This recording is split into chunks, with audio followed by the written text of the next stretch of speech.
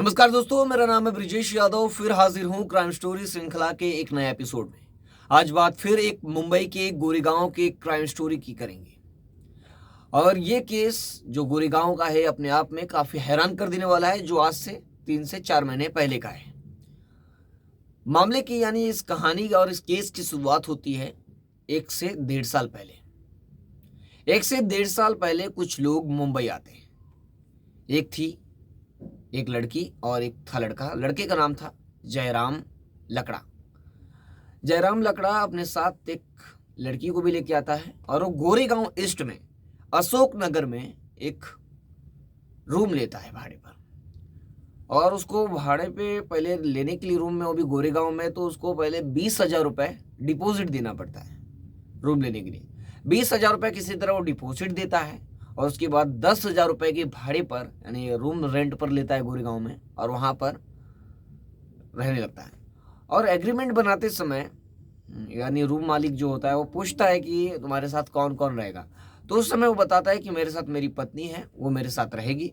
और फिर बात फाइनल होती है और वो गोरेगांव के ईस्ट अशोक नगर में रहने की शुरुआत करता है। वो आसपास अपने काम के लिए इंडस्ट्री ढूंढता है कि कोई कंपनी में वो काम करने लगे और उसकी इनकम शुरू हो जाए। धीरे धीरे सिलसिला चला, उसे काम भी मिल गया और सब कुछ अच्छा चल रहा था। लगभग 6 महीने बीत गए, धीरे धीरे साल बीत गए, सब कुछ सामान्य था। लेकिन जो तारीख थी मई का मंगलवार यानी 2024 मई महीना मंगलवार का दिन, उस दिन कुछ अलग होता है अशोक नगर के उस कॉलोनी में। वहां पर जिस दूसरी मंजिल पर ये लोग रहते थे वहां से बदबू आती है।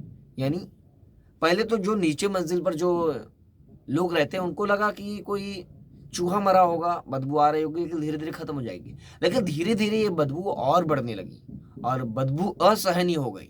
लोग अब इस बदबू को सहन नहीं कर पा रहे थे। यानी इतनी तेज बदबू आ रही थी कि लोग सोचे कि अब उस रूम को चेक किया जाए। अब पहले तो पड़ोसियों ने आपस में बात किया कि क्या करना है रूम को, क्योंकि ये दूसरे का रूम है, किसी ने रूम रेंट पर लिया है और उसके रूम के अंदर जबरदस्ती जाना ये गैर कानूनी है। तो इन लोगों ने क्या किया कि अब बदबू बहुत तेज आ रही थी, रूम मालिक को भी बुलाया और रूम मालिक की मौजूदगी में इन लोगों ने क्या किया, काफी होशियार लोग थे ये लोग। इन लोगों ने क्या किया कि वीडियो रिकॉर्ड किया, यानी वीडियो रिकॉर्डर चालू किया और कुछ लोग वीडियो रिकॉर्ड कर रहे हैं और कुछ लोग अब दरवाजा तोड़ रहे हैं। अब ये लोग क्या करते हैं, वीडियो रिकॉर्ड करते हैं, दरवाजा तोड़ते हैं और किसी तरह रूम के अंदर एंटर करते हैं। तो वहां बहुत बदबू थी। ये लोग किसी तरह रुमाल निकाल कर अपने मुंह और अपनी नाक को बंद करते हैं और फिर आगे बढ़ते हैं और अगर जाकर देखते हैं तो उनके पैरों तले जमीन खिसक जाती है। एक महिला है जो प्लास्टिक में लिपटी हुई है और मरी पड़ी हुई है, यानी एक मृत देह वहां पर पड़ा हुआ है। अब वो बॉडी महिला की थी। ये सारा दृश्य देखकर वहां के लोग किसी तरह बाहर आए और तुरंत नजदीकी पुलिस स्टेशन जो है वहां पर इन्फॉर्म करते हैं और नजदीकी पुलिस स्टेशन की टीम वहां पर पहुंचती है। अब 2-3 पुलिस अधिकारी वहां पर पहुंचे, पुलिस की पूरी टीम पहुंची और इन्वेस्टिगेशन शुरू हुआ। तो पुलिस ने पहले बॉडी को प्राथमिक दृष्टया देखा तो पहले बॉडी पे जो नायलॉन की एक रस्सी होती है पतली वाली, उस नायलॉन की रस्सी की मदद से इस महिला का गला घोटा गया है। अब इस केस में पुलिस किसी तरह बॉडी को अपने कब्जे में लेकर पोस्टमार्टम के लिए भेजती है। और ये हुआ क्या था, यानी कि इस महिला को मारने के पीछे का मकसद क्या था और आरोपी ने इसे मारा क्यों, और आरोपी कौन हो सकता है। क्या इसका पति मारा है या पति काम के सिलसिले में बाहर हो, कोई लुटेरा आया होगा, लूट के चक्कर में मार दिया होगा। कई पॉसिबिलिटी थी, कई संभावनाएं थी पुलिस के सामने और कई सवाल भी थे कि इस महिला को कौन मार सकता है। क्या कोई चोरी करने आया हो, बीच बचाव में उसे गला घोट दिया हो, या उसका पति भी मार सकता है। तो जब पुलिस ने पहले तो पति को फोन लगाने की कोशिश की तो अब फोन नहीं लग रहा है, फोन बंद था। तो पुलिस का जो शक था 100% हो जाता है कि पति ही मारा होगा। अब पुलिस पति की तलाश में जुट जाती है। अब लेकिन पुलिस अब क्या करती है, पुलिस की एक टीम पति की तलाश में उनकी इन्फॉर्मेशन खंगालती है और पुलिस की एक टीम घर को देखती है कि घर में हालत क्या है, किस तरह मौत हुई है, मोटिव क्या था, इसको पता लगाने की पुलिस कोशिश कर रही थी। पुलिस देखती है कि घर के अंदर लाइट चालू है, पंखा चालू है, कूलर चालू है, सब कुछ चालू है, बल्ब भी चालू है। फिर उसके बाद महिला मरी पड़ी हुई है, तो महिला के साथ क्या हुआ होगा? महिला को कोई मार कर अगर पति मारता तो वो जरूर पकड़ाने के डर से नहीं, यानी कि बॉडी को लेकर भागता या कहीं और लेकर जाकर मारता। वो तो अपना पूरा डिटेल दिया है रूम मालिक को, तो ऐसा क्यों करेगा? या जो जो रूम नंबर बंद आ रहा है पति का, क्या पता उन संयोगवश बंद आ रहा हो, किसी कारणवश बंद हो। तो इस मामले में कई बड़े सवाल थे पुलिस के सामने। तो पुलिस क्या करती है? पुलिस की एक टीम पति जो आसपास सीसीटीवी है उसे खंगालती है और पति को पहले ट्रेस करने की कोशिश करती है कि जब तक वो नहीं पकड़ाएगा तब तक ये केस क्लियर नहीं होगा। पुलिस की टीम कई बार कोशिश करती है लेकिन पति नहीं मिल रहा था, पुलिस के हाथ नहीं लग रहा था। 1-2 दिन 3 दिन का समय बीत गया, उसके बाद भी वो घर नहीं लौटा।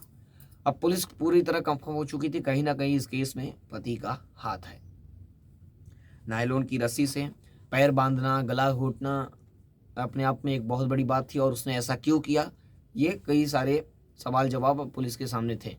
पुलिस ने पहले क्या किया कि जो डिटेल दिया है, जो आधार कार्ड दिया है रूम मालिक को, पुलिस ने अब उस आधार कार्ड के जरिए इन लोगों का लोकेशन निकाला।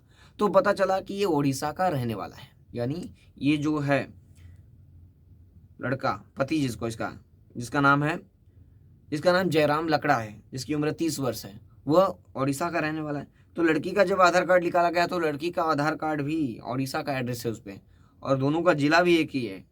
जिला है इनका सुंदरगढ़, ओडिशा का। तो पुलिस अब वहाँ पहुंची और वहाँ पहुंचने के बाद परिवार वालों से कांटेक्ट की और वहाँ भी जानकारी जुटाने की कोशिश की ये लोग है क्या। तो पता चला पुलिस को बड़ी इन्फॉर्मेशन हाथ लगी कि ये दोनों की शादी नहीं हुई है, ये दोनों लिव इन रिलेशनशिप में थे। दोनों लिव इन रिलेशनशिप में रहने के बाद और ये लोग साथ में मुंबई आ गए थे।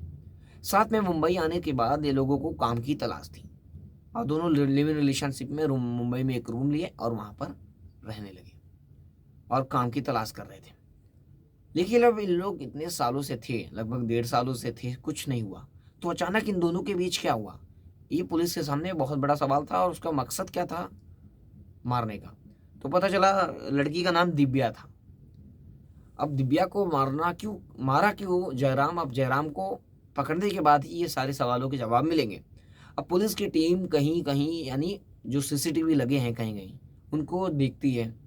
तो पुलिस किसी तरह सीसीटीवी के सहारे लिंक करने की कोशिश करती है, हर एक चीज़ को लिंक करती है, लेकिन सीसीटीवी से ज़्यादा कामयाबी नहीं मिलती। लेकिन स्टेशन तक को जरूर पता चल जाता है कि स्टेशन से कहीं बाहर, यानी बाहरी राज्य चला गया है, आसपास के किसी राज्य में ये छिपा हुआ है।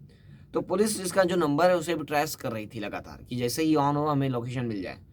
तो पुलिस को आखिरकार सफलता मिलती है, पुलिस को किसी तरह सफलता मिलती है और इसकी लोकेशन पंजाब सटा राज्य जो है हरियाणा में मिलती है। हरियाणा का एक गांव है, वहां पर ये छिपा हुआ था। वहां पर जाकर पुलिस की टीम इसे अरेस्ट करती है, जाल बिछाकर पुलिस अरेस्ट करती है और अरेस्ट करने के बाद वापस इसे मुंबई लाया जाता है। मुंबई लाने के बाद पुलिस इससे पूछती है कि आखिर इन दोनों के बीच क्या हुआ था और उसने, यानी जयराम ने दिव्या को क्यों मारा, दोनों लिव इन रिलेशनशिप में थे, तो क्या हुआ था।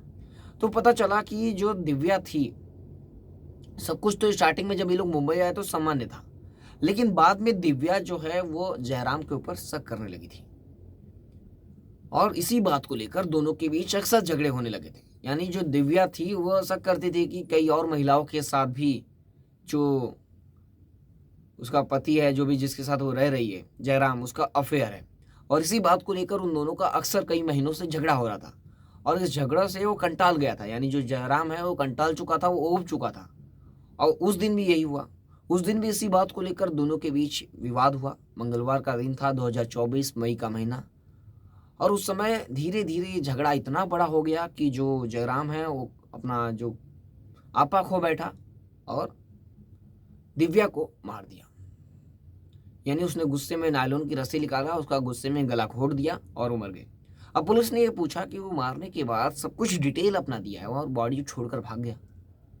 तो पुलिस को ये पता चला कि जो शव था वो इतना भारी था कि उसे ठिकाने लगाना उसके बस की बात नहीं थी।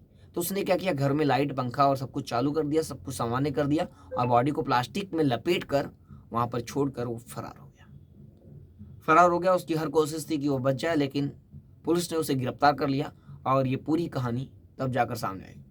फिर आसपास के लोगों ने भी और लोगों से पूछताछ की, ये लोग कब थे, कब से आए थे, बाकी डिटेल निकाली और पुलिस ने अब इसे कोर्ट में पेश किया और कोर्ट ने इसे कई दिनों की कस्टडी में भेज दिया। अब ये मामला आगे क्या होगा, इसे क्या सज़ा मिलेगी, अब आगे देखने वाली बात होगी। ये हालिया कहानी है, हालिया केस है, इसलिए अभी तक किसे क्या सज़ा मिली है ये नहीं पता चला है। इसलिए आप भी हमारे चैनल को सब्सक्राइब कर लीजिए। फिर मिलूंगा एक नई कहानी और एक नई घटना के साथ। तब तक के लिए जय हिंद।